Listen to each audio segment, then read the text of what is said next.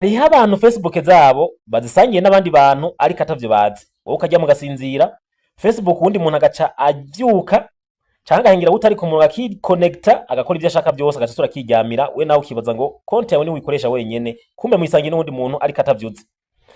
Abandi bantu bari mu bihugu biri eligible bagahindura localisation ariko kubera konti zabo bigeze kwikonekta ku zindi appareil soit telefone canke ordinateur mugabo utarigira déconnecté, bigatuma abandi bantu bashobora kwinjira cyane ugahindura localisation ukayishira mu gihugu kiri eligible ariko kubera Facebook yawe iri connecté ku zindi appareil utarigira uzikurako, bigatuma aho ugiye kuronka monetization uguma uri kuri waiting list. Cyane ukajabona bakubwiye ngo bagushize ku zindi tariki ziri imbere mu kundi kwezi, zagera bagusira ku zindi ziri imbere mu kundi kwezi, aho ugiye kuronka monetization bagatera babisubiza imbere bavyigiza imbere ntivyigire bihera, bakubwira yuko hariho ibintu bijanye na monetization, amarulazi ya monetization babona ko atujujwe kuri Facebook yawe. Ivyo bitumwa nuko hari izindi appareil wiconnectseko ariko zitarigira zivamwo Facebook yawe yagumyemwo, kandi ugasanga ziri localize canke ziri mu bihugu bitari eligible. Reka uze kuraba mu masegonda makeya ingene dushobora kubikosora kugira ngo konti yawe ibi yawe kandi ushobore kugira localisation y'igihugu rimwo kuri Facebook yawe, account yawe na appareil yawe imwe gusa canke iyo ushaka yonyene iba riguma kuri konti yawe ya Facebook.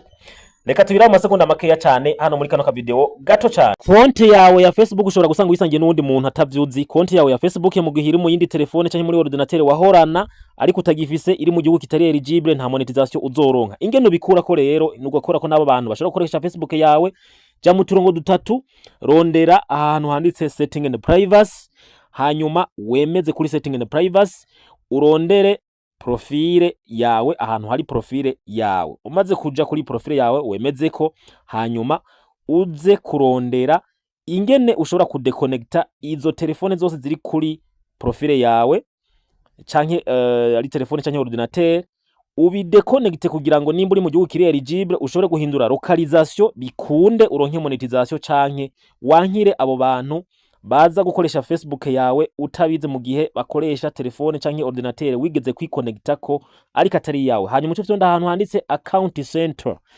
Umaze gufyonda ahantu handitse account center uraza kubona ingene uza gushobora gukurako izo telefone zose, uca kuri profile yawe nabivuze, hanyuma ugaca wemeza kuri password and security. Umaze kwemeza kuri password and security uraza kurondera ijambo rivuga ngo where you are logged in. Umaze kuja kuri rino jambo where you are logged in niryo rigufasha kukwereka amatelefone canke ordinateur wigeze kwiconnecta ko ariko ukaba utagifise iyo telefone, ikaba warayigurishije utarakuramwo Facebook yawe canke ukaba warigeze kuba uyikoresha canke warigiye ahantu muri cyber wiconnecta ku machine, vyose uzobisanga kuri ino parametre ndiko ndakwereka. Aho cuhitamwo iyo profile yawe uri kurashaka kuraba ko iri ku zindi telefone udafise ziri mu gihugu kitari eligible kugira ngo ubone kuronka monetization canke ukureka abo bantu bashobora gukoresha Facebook yawe mu gihe udahari. Hano rero murabona ko jewe ino Facebook yanje baranyereka yuko iri kuri zino telefone nkuko muzibona hano. Nshobora rero guca ni deconnecta mu gihe nsanze izo telefone atazonzi cyane, nkasanga hariko nka laptop, nkasanga iyo laptop ntayo nzi si yiwanje ariko nigeze kumbure kwiconnecta ko umunsi umwe mugabo ndayivako. Aha rero muri ico gihe izo sanga zose ntazizi, ncamfyonda ahantu mubona hari rouge handitse ngo select devices to log out, nukuvuga so connecter à cet appareil pour se déconnecter. Sélectionner ces appareils pour se déconnecter. Okay? Hano rero baca bazikwereka bagaca kwereka imbere akantu kakadirisha ucushiramwo akavi, ucufyonda ko kuriko tudirisha twose.